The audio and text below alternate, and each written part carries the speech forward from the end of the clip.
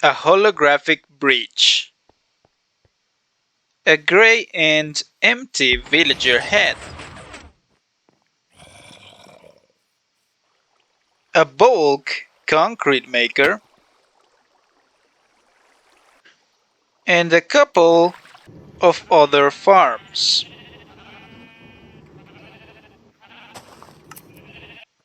What do all those and these llamas have in common? That's right, they are in the Farmtasy Land, in a very ugly area not connected by anything. That's gotta change. What up, guys and fellow lovers of the keyboard world? Welcome back to another Let's Play episode with me, GiorgioJGZ, and as you can see, we are again in the Farmtasy Land, just as in last episode. And yeah, I've made this bridge. It's meant to be a holographic bridge. I'm gonna add some observers here because I think they're backward. Let's actually show you that. Yeah, I have enough. Yeah, the back part. It looks like it's like sending like a kind of ray through the glass, which is meant to be like that holographic like kind of element, I guess. I think it looks cool. We'll cover them with some black carpet, hopefully. But yeah, I think it turned out well.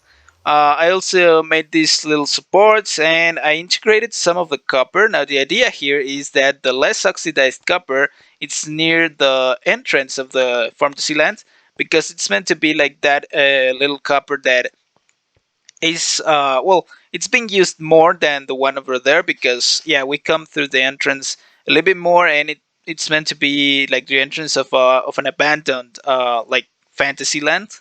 So so yeah, the ones at the entrance, since it's used most, they are a little bit less oxidized than the ones in the end, just like these ones. I'm missing a couple more here and a couple more here. As you can see, I'm still waiting for them to oxidize. This is almost done. That one's almost done as well. And yeah, they take a long while. By the way, if you didn't know, they are faster or they oxidize faster if they are 4 blocks away from each other, as you can see. So you can make a grid like with a copper block every 4 blocks, and well, every fifth block, I guess. And yeah, that way you can have them oxidize a bit faster. Anyway, as I said, all these things are connected by some pieces of ugly grass and some stone and andesite and all that rock types. So, what I thought in this episode that we could do was, yeah, I'm not even gonna say it. Should I? Yeah, I should. We are not gonna do the interior of the Mechali Villager head again. Since we don't have any redstone supplies, I thought it would be better to make an episode of beautifying this area, I guess. So I brought with me a bunch of bone meal, as you can see, and I also brought, oh, here it is, a moss block, well, a stack of moss blocks, because I think this area needs a little bit of beautifying, of moss beautification.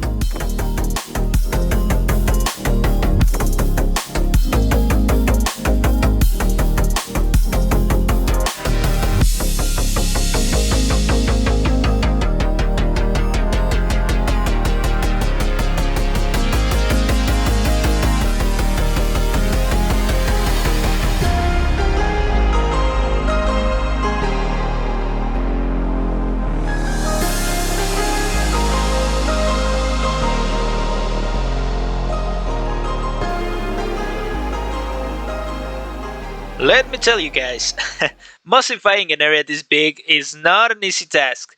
But let me know. I think you can really see the difference. This part is a bit more bright and green, and it fits a little bit more with this area as well. That's why I stopped the moss right there because it creates a good transition between the very bright area and this other area, which is I think what biome is it? Oh, a forest biome.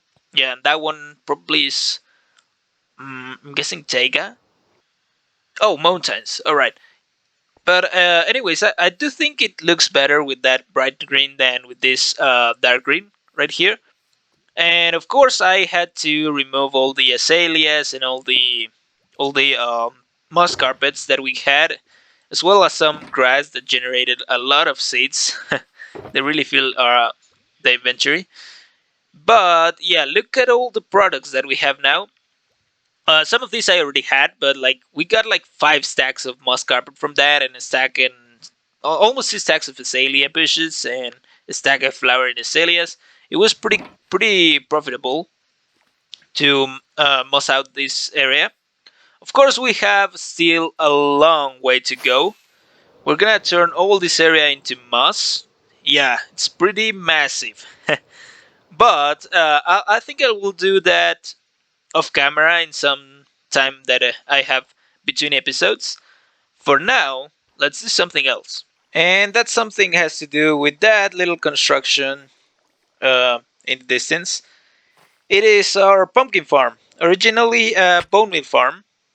You can see there are some pumpkins still there because this thing is probably full already. Yep. Oh man, full to the brim. Right. So we don't need this anymore because we can get our bone meal from the mob farm, and I'm even thinking of making a mob farm just for bone meal, for bones, for skeletons. I don't know how just yet, but we'll see if we can get to that at some point. So what I'm gonna do is tear this down. Oh, that's a lot of items. Oh, I didn't think this through. Okay, I'm gonna bring some shulker boxes and I'm gonna pack this up, and then I'm gonna tear the farm down, I think. By the way, I do realize this was one of our first builds in the world. Well, at least in this area. But it's a lot of redstone that I invested in here, and I could really use the redstone right now. Plus, I don't need this many pumpkins. I mean, look at this. I got almost 3 shulker boxes worth of pumpkins, plus the ones that I already had in some of these shulker boxes. I think not in that one. Yeah, I have a mess of my ender chest in my ender chest. I should really sort that out. Well, there are something somewhere in there. And if I ever need many pumpkins again, I can make a shorter one or a smaller one, because this one, what it was meant to do is provide me of bone meal, and even then it was pretty slow to provide me of bone meal. So this is what we are going to do. I think I constructed this when you couldn't place rails underwater, and that's why we have the water here, or well, the slab at least. But there we go. Yeah, it's easy to tear down a farm like this because it's mostly dirt and pistons and observers, so that's very loud. I mean, look at all those pistons and observers, and of course rails. Of course I want this. Yeah. I also have a little cactus farm here. I don't think I ever showed you this, but when I needed green dye, I planted this, and it's been producing ever since. So yeah, it's a very small farm, but since it's been running for a very long time, we have almost 10 stacks of cactus already, which is pretty cool. I'm also pretty sure that there are better ways to do these farms already. Not like super better ways, but yeah. Okay, I fell down. The other reason I wanted to tear this down is because it was occupying this space on this little island, and this little island is one of my favorite ones, and I never figured out what to do around this farm. So yeah, it's better if we tear it down. Plus, if we tear it down, we are left with some very good real estate of land, so we can build anything else afterwards in here. Well, it is gone. Yep, it didn't take long, and yeah, we are left with a stack. Well, a stack and a quarter, I think, of servers and pistons, plus quite a lot of redstone. And yeah, some other junk that we don't want anymore.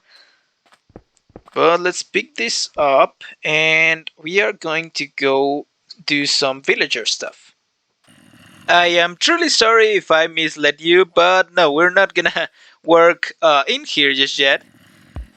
We are gonna work there. Yeah, a very rustic setup for now, and that is because I need some redstone, and yeah, for that I need some clerics. So we're gonna have 6 clerics, I think it's enough, at least for now, and we're gonna place them here. Now this is a very standard way of storing your villagers. I just need to place some trapdoors on top, just like so. And these are gonna protect the villager, and also they're gonna stop the villager from getting out if he ever tries to. So we have to also cover the corners, and let's bring some of this rail into here. Yeah, that's perfect. Actually, that's not perfect. Wrong, Kevin. That is perfect. Yeah, and that's the one we. Oh, yeah, that's the one that has the corners filled up. So what we do is summon a villager, and there he goes. Now, if we close, well, not if we close, if we cover these corners as well, we can, I hope, remove the minecart. Yeah, and nothing happens to him. You saw that he took a little bit of damage, but that's because when he jumps out of the minecart, he suffocates a little bit with the top block. Nothing to worry about though. I believe that villagers cure themselves when you trade with them.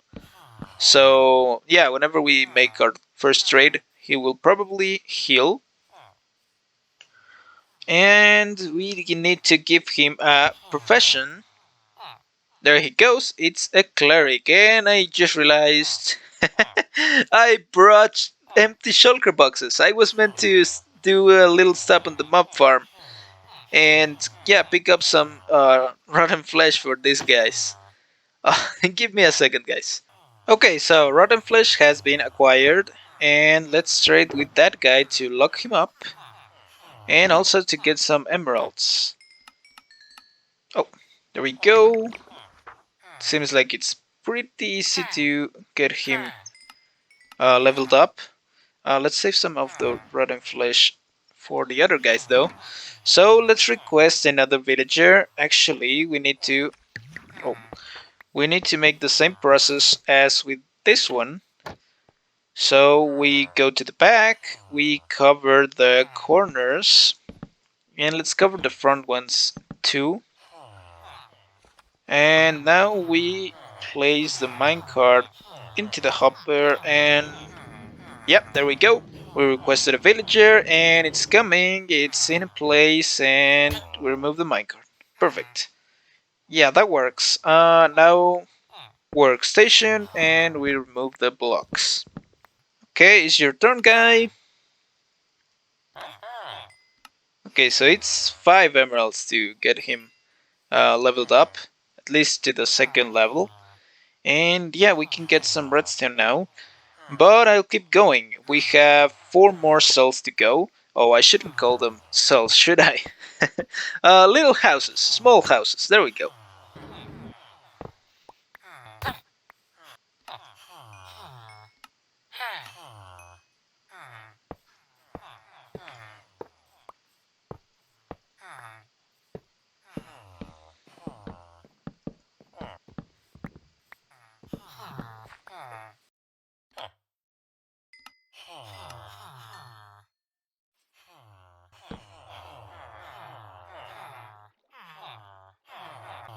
This is the last villager, and let's trade with him.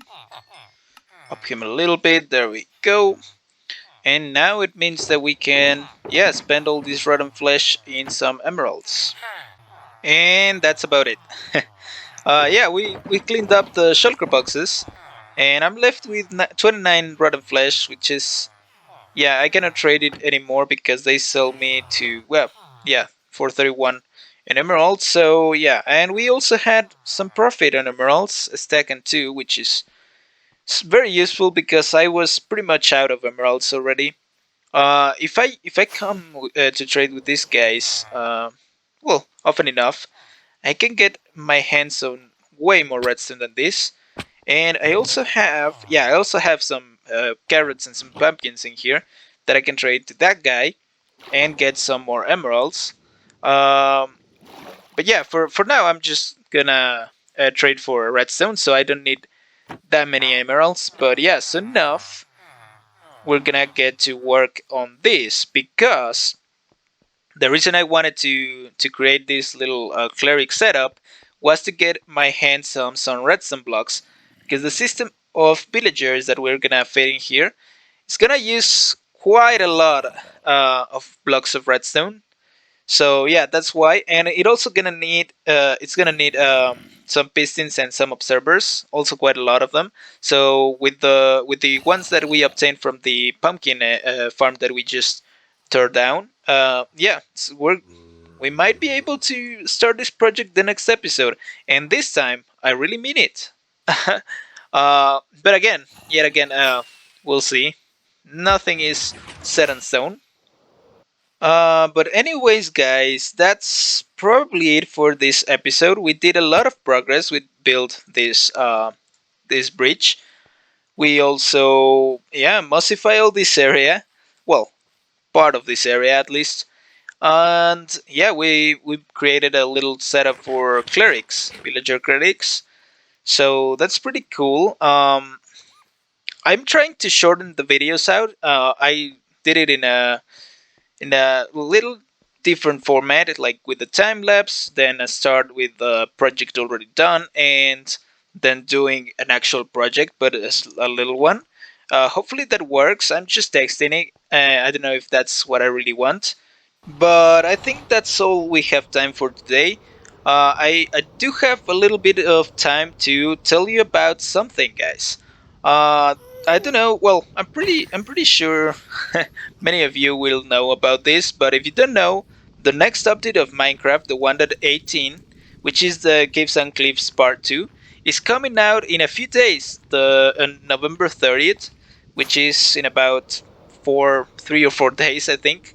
So I'm pretty excited about that because we're gonna get the actual super mega caves where we can fly in them and we can boat in them and all that stuff. And I think the Warden is also coming with all the deep dark stuff as well.